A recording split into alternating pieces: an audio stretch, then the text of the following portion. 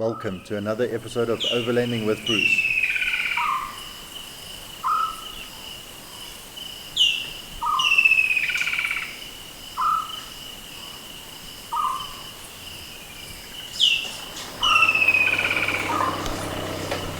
We've just left Tsendzi and we're on our way to Kruger.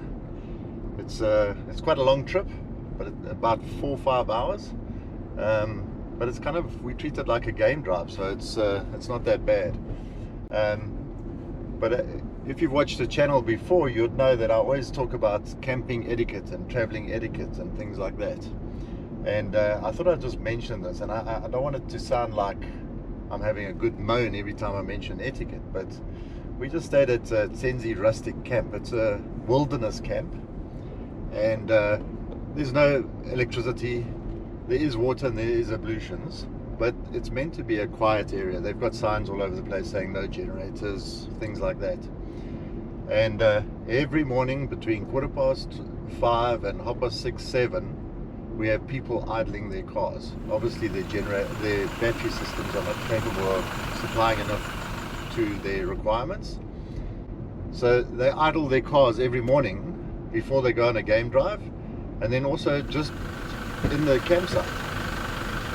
Now, there may be a very good reason for this with these vehicles. I don't know if they're not capable of charging batteries properly or what, but maybe you guys can let me know in the comments why people do this. So every morning, while having your cup of coffee or trying to enjoy the sounds of the bush, we have vehicles idling all around us, which is not pleasant.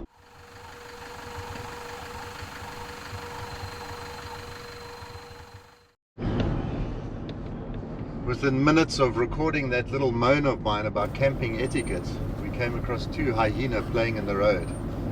They were chasing each other around every now and then. I'm not sure if we got it on film. My camera's very slow to focus, so I think I need to upgrade. If anyone wants to send me a Easter present, birthday present and a Christmas present, you're welcome to do so.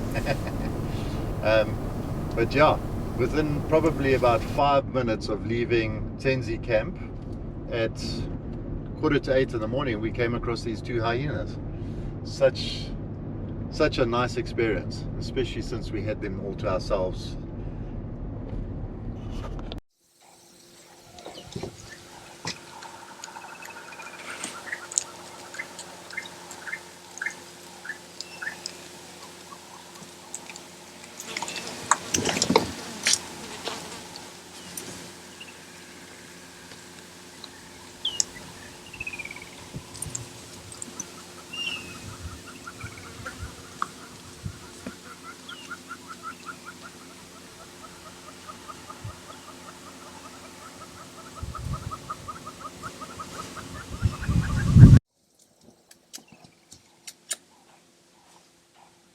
While we were focusing on the hyena, we didn't realize or didn't notice a family of elephant coming towards us.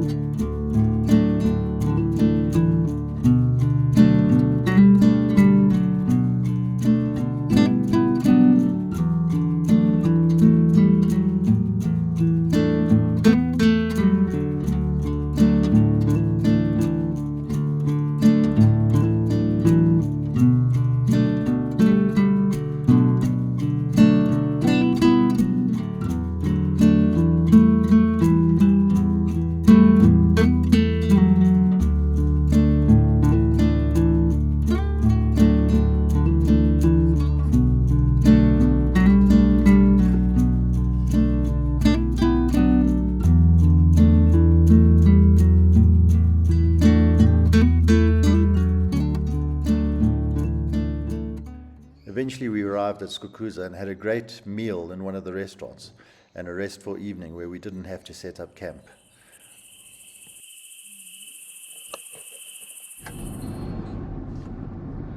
So we are on our way to Pretoria's Kop. I would say it's probably, from what I hear, one of the less popular camps in Kruger, and it's mainly because the bush is so thick and it's not very good for obviously game viewing. But it's stunning bushveld, and it's actually quite nice for a change compared to the Mapani scrub that we've been staying in for the last week. Okay, Pretoria's Kop was a bit of a letdown. They're busy with construction there, and half the campsites are filled with construction workers and not really the peace and quiet you're looking for when you visit Kruger. So we now transferred our booking to Bergendal. So fingers crossed it's a better setup. I've heard good things about Bergendal, so it should be nice. At least it's a nice drive there.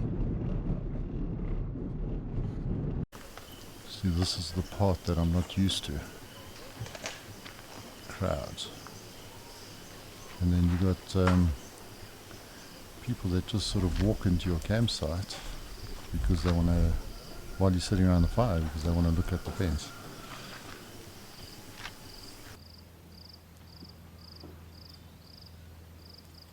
Thought I'd just give you guys a little bit of feedback and just tell you my impressions of the trip, my impressions of our setup, my impressions of the vehicle, the trailer, everything like that. You'll have to excuse me, it's like 38 degrees and I'm sweating like crazy.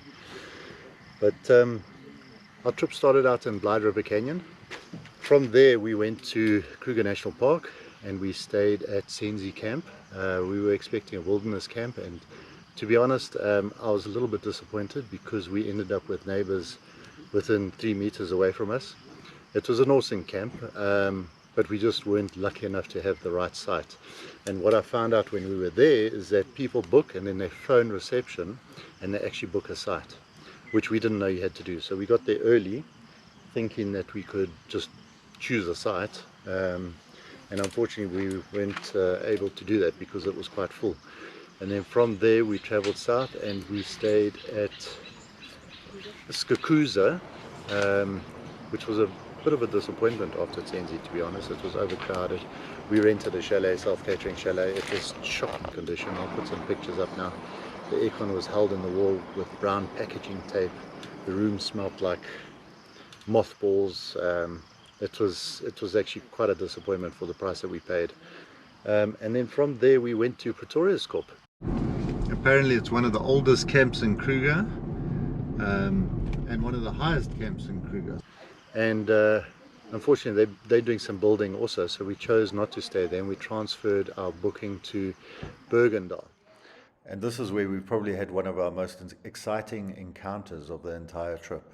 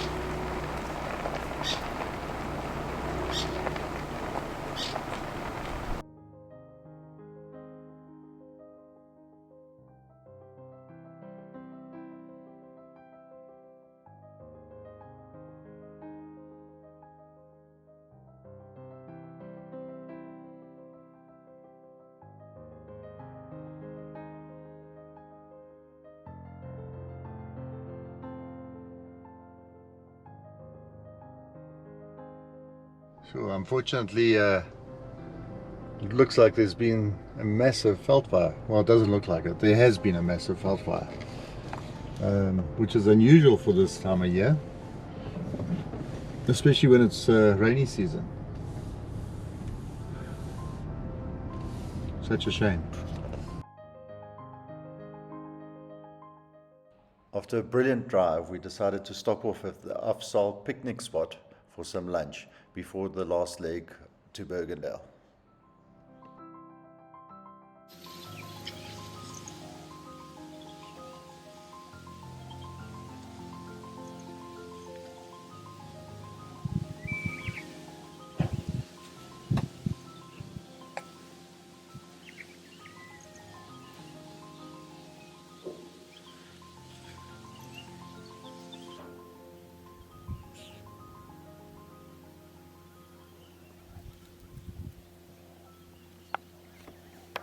Okay, and unfortunately there is the end of the Kruger National Park. You can see, hopefully you can see on camera, those green farmlands in the distance there. That's the reality of the end of the holiday.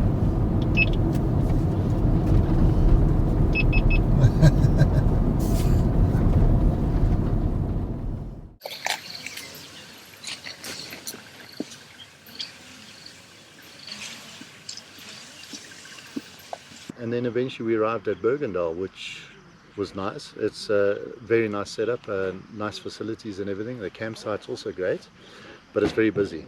And I kind of expected that, because I remember Edward Barth saying in one of his programs that the south is a lot busier than the north, and we've only really been in the north.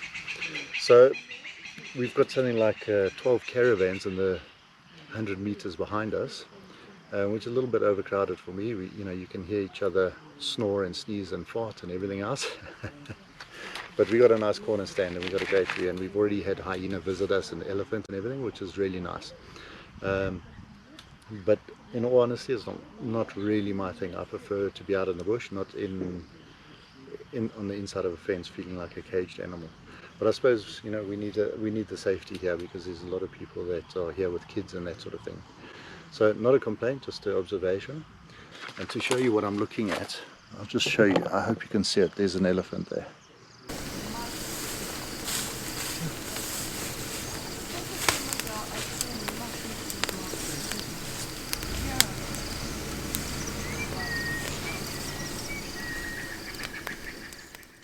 But I just want to speak a little bit about the equipment that we've used. We used obviously the new Defender, which is amazing. It's absolutely brilliant to travel in. It's been an absolute pleasure. I'm not disappointed in it at all. The only frustrations I had, which you would have heard in the series, is the bonging and the binging when you open the doors, and the seatbelt reminder when you even crawling at 1 kilometer an hour, it starts going off. So I need to work out how to deactivate that. I know in the Discovery 3 and 4s you could plug in the seatbelt like 10 times and it will deactivate it, so I'm not sure on the Defender if it can do that, but I'm going to try. Apart from that, I can just say that it's been an absolutely brilliant vehicle on corrugations, on dirt roads, on tar. It's been amazing. Through the park here, I think we averaged about 7.6 litres per 100 kilometers towing, and also game drives. And then out on the open road, it's been at about 11.5 litres per 100 kilometers. But we have been driving slow for the Jimny. So we've been traveling at about 105 k's an hour, 110 k's an hour.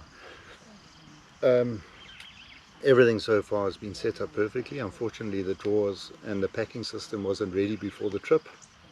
There were some minor modifications that Lucky had to do, so that isn't ready. But the battery system that G4 Outdoor Accessories fitted, absolutely brilliant. I couldn't recommend these guys more. The other thing that we've used, sorry, there's a car just traveling, elephant on one side and a car on the other. For some reason people travel around the campsite in their cars. Maybe it's an aircon. But for the solar panels, we've been using these FlexiPower panels. On the trailer side there are some quality issues, so much so that I actually got pretty angry with the trailer in certain instances, because it's as far as I'm concerned, it's a top quality trailer. It's meant to be a top quality trailer, a premium trailer. It isn't cheap, it's very expensive for a trailer anyway. Maybe I've just lost touch with pricing, but I consider it very expensive. And there's a lot of very basic things that haven't been done with quality.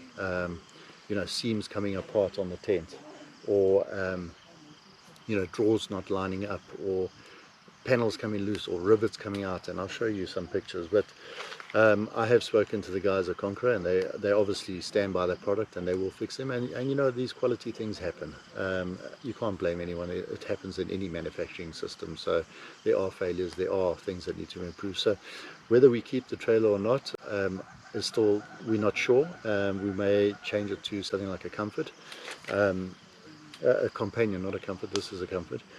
But as for setup, it's absolutely brilliant. It's got a brilliant kitchen, packing system. I mean, we didn't even fill it. For 2 weeks, for 4 people, we weren't able to fill it up with clothing and food, because that's how much packing space it's got.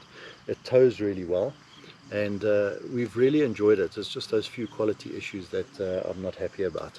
But I think I think I'll wrap it up there. We're going to leave on Friday morning. Today is Wednesday. Tomorrow I'm not going to do much filming unless there's something spectacular.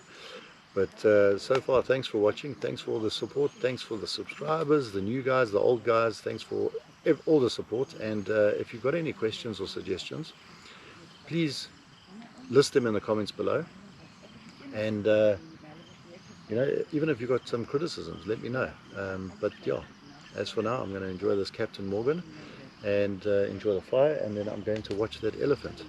So thanks again for all the support and watching, and we'll see you on the next one.